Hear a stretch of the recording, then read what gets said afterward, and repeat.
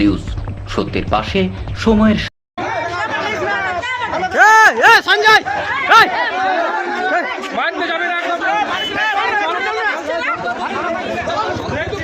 আসানসোলের শালানপুর থানার অন্তর্গত খুদিকা গ্রামে মাদক সেবন ও বিক্রির অভিযোগ এলাকাবাসীদের। অভিযোগ, গ্রামের নেশাদ্রব্য ও মাদক বিক্রি বেড়েই চলেছে, ফলে গ্রামের সুস্থ পরিবেশ নষ্ট হচ্ছে। গ্রামের মানুষরা আসক্ত হয়ে পড়ছে মাদক নেশাতে। আরও অভিযোগ, গ্রামের বহিরাগতদের আসা যাওয়া বেড়ে চলেছে মাদক সেবন ও বিক্রি, যার ফলে ক্রমশ এলাকায় বাড়ছে চুরি ছিনতাইয়ের মতন ঘটনা। এই নিয়ে গতকাল খুদিকা গ্রামের মহিলারা একত্রিত হয়ে গণস্বাক্ষর করে জমা দেয় শালানপুর থানার পুলিশকে।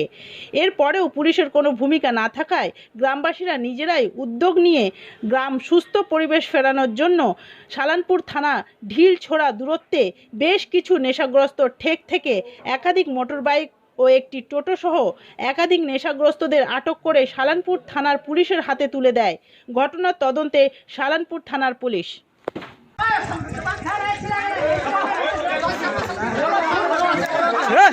মারনা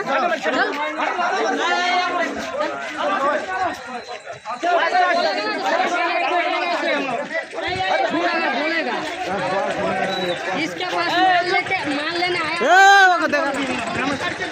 তোমার নাম কি? ভালো করে নাম তো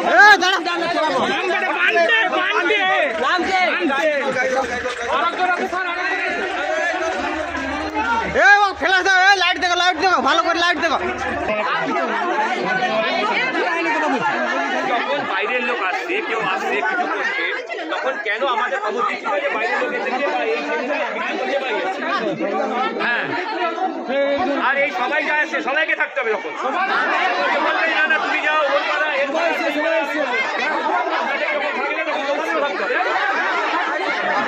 নিজেরা সঙ্গে থাকবে। অন্য জায়গায় যখন হবে, এবার আসার সময় সবাই একসাথে জড়ো হয়ে আসতে পারবে। যখন কাউরির বাইরে যাবো তখন বলবে না তুই যাবো না, আমি যাবো না। ডিলার, ম্যান ডিলার কে, তাকে ধরার এখনও পর্যন্ত যে থানাতে আমরা এসেছি, এখনও পর্যন্ত বড়বাবু কোনো অভিযোগ নেই যে কে ডিলার বা কাকে ধরবো। শুধুই যা আমরা যে ছেলেগুলাকে যে ধরেছি, সেই ছেলেগুলাকে এখনও পর্যন্ত থানা। কতজনকে ধরেছো তোমরা? আমরা ধরেছি মোটামুটি 20 থেকে 22 জনকে। তো তোমরা পুলিশকে আগে বলেছিলে? হ্যাঁ, পুলিশকে বলেছি, কালকে রাত্রেবেলায় বলেছি। কালকে রাত্রেবেলায় এসেছি, বড়বাবুর সাথে কথা হয়েছে। বড়বাবু বলছে ঠিক আছে আমি দেখছি, কিন্তু এখনো পর্যন্ত কিছু অ্যাকশন হয়নি। তাহলে এই যে ড্রাগসটা কি হচ্ছে, তোমাদের গ্রামের ছেলেরাও কি এফেক্ট হচ্ছে? হ্যাঁ, একদম আছে। না হলে তাহলে কি হবে? গ্রামের ছেলেও আছে, কিন্তু গ্রামের ছেলে যে আছে সেগুলো তো মানে ধরা পড়ছে না। যে আছে বাইরের ছেলেগুলো আসছে, ওরা নিশ্চয়ই ড্রাগস সাপ্লাই করছে বা এখান থেকে নিয়ে যাচ্ছে। এখানে ছেলেরাও খাচ্ছে? হ্যাঁ, খাচ্ছে। কেন খাচ্ছে না? খাচ্ছে। এখান থেকে নিয়ে যাচ্ছে, ওখান থেকে আসছে মাল। এটা এখনো পর্যন্ত জানা হচ্ছে না। কিন্তু যে ম্যান ডিলার, বড়বাবুকে যেটা বললাম আমরা, যে ম্যান ডিলার তাকে তো ধরা উচিত। নাম পেয়েছে, কিন্তু বড়বাবু কিছু অ্যাকশন নিচ্ছে না। তোমরা নাম জেনেছো? হ্যাঁ, নাম জেনেছি। কি নাম? যার এসছো কেন? বিগত কয়েকদিন ধরে আমাদের গ্রামে মানে ড্রাগস, মদ্যপান এইসব অনেক বেড়ে গেছে অতিরিক্ত। এর ফলে কি বাইরে থেকেও অনেক ছেলেপেলে আসছে যারা এখানে ওই নেশার সাথে যুক্ত বা ওই জিনিসপত্র এখানে সাপ্লাই করছে বা এখান থেকে নিয়ে যাচ্ছে। তারা এখানে অনেক কিছু জিনিস গ্রামে চুরিও করছে। কারোর ঘরে হয়তো সাইকেল, কারোর টিভি, কারোর মোবাইল, এমনকি রাস্তায় ছাগল, যার ছাগল পাচ্ছে, এমনকি রাস্তায় যদি কোনো মহিলা যদি একাই আসে তার কাছে ছিনতাই করছে। তো এই সকল ঘটনাগুলোকে যাতে পুনরাবৃত্তি না হয়, গ্রামে যাতে এই জিনিসগুলো কমে, তার জন্য আমরা একটা গ্রামের ছেলেরাও কি এডিক্টেড হয়ে যাচ্ছে? হ্যাঁ, এর সাথে গ্রামেরও অনেকগুলো ছেলে অ্যাডিক্টেড আছে এবং তার মধ্যে আমরা কয়েকজনকে ধরিয়েছি। ইতিমধ্যে তারা থানার মধ্যে রয়েছে।